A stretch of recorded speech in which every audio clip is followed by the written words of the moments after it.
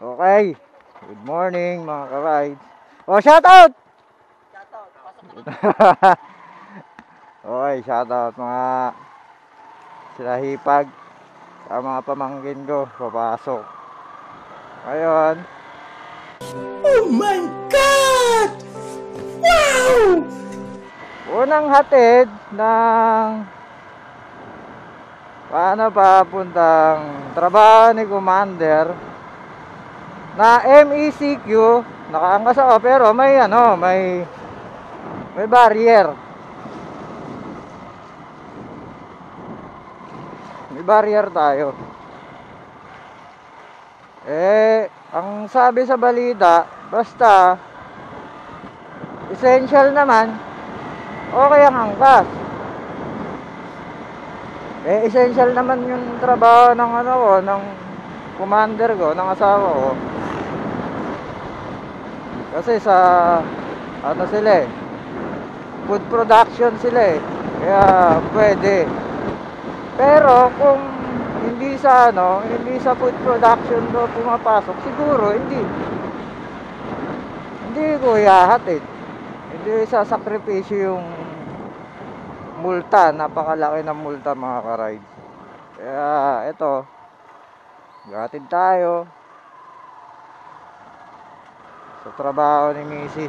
Tingnan natin kung masisita tayo. Malamang masisita tayo, checkpoint. Yun lang. Kompleto naman siya sa papel Ayun. Dito tayo.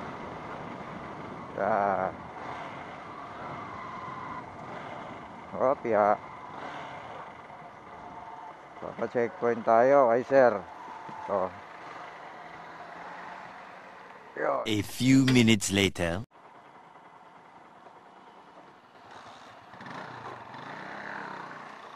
Ito sir. Tanggalin mo. Ito sir.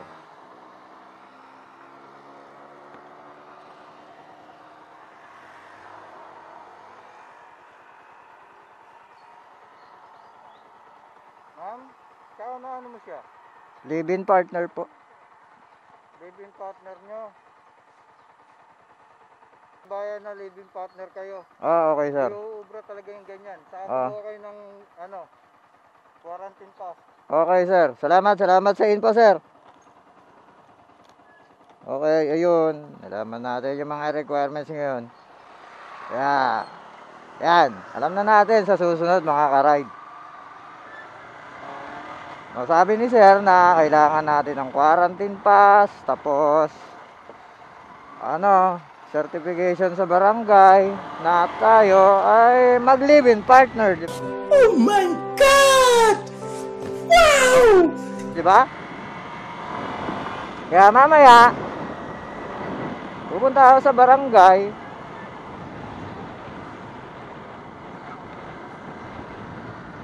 Basta may ID.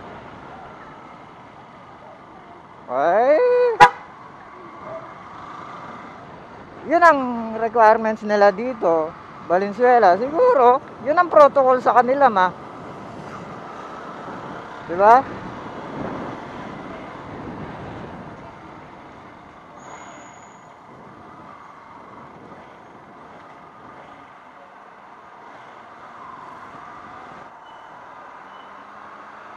Kahit hindi mag-asawa, pwede? Di nga! Ewan ko, hindi ko na panood yung balita kahapon mga ka-rides.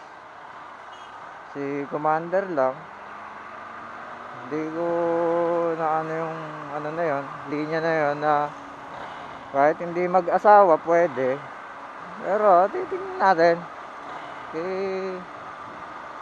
Papanoorin natin yung interview na yon para maliwanagan din ako kasi hindi ko napanood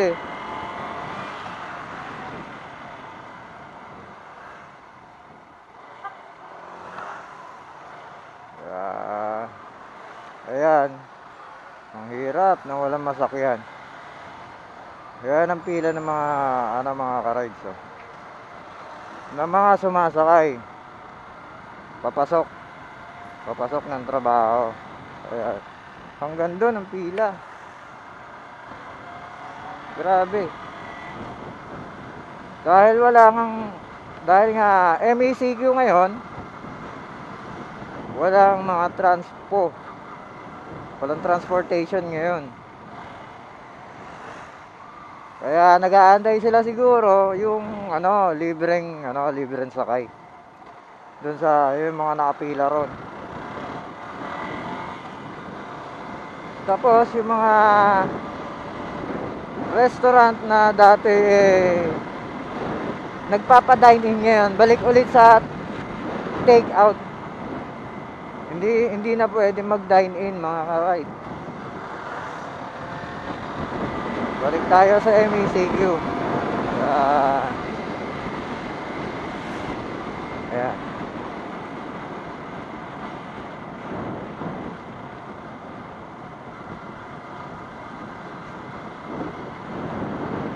Balik yung mga sa pagbabike, papasok ng trabaho dahil walang transportation ngayon.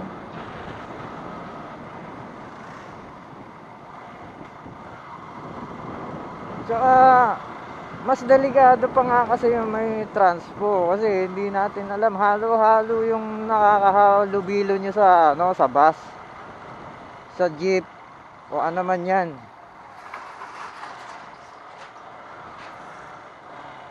Mas maganda pa rin na ang service mo ay yung sarili mo. Motor. Ganyan. Motor kayo mag-asawa, basta complete papers lang. Tapos may barrier. Yun. Di nga! Kailangan natin sumunod, mga ka-ride. Kasi nasa sa batas na. Wala tayong magagawa kahit anong tutol natin sa barrier na to. Wala tayong magagawa kundi sumunod. Yan, another checkpoint.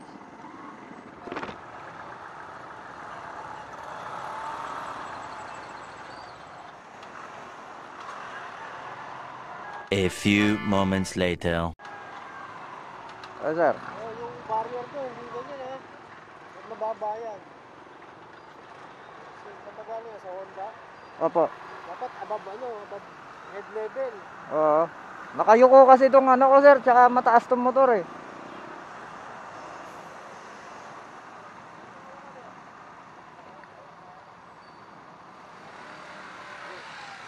Sige po.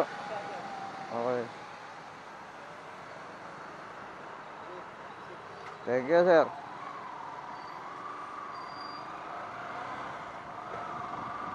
Tapos, yung barrier daw. Bawal din. Gago! Mataas kasi nasa likod. Wow! Grabe, ang dami natin violation, ma. Lahat sila may comment.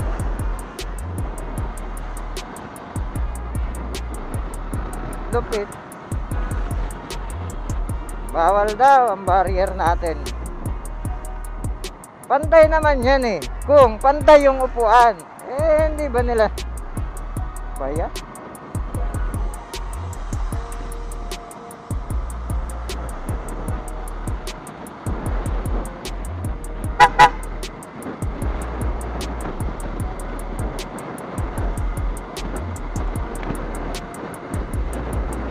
Ito,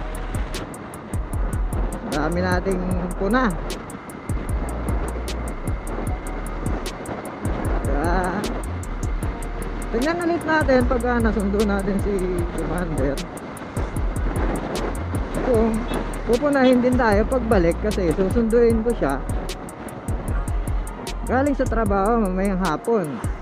Tignan ulit natin kung pupunahin ulit yung barrier natin.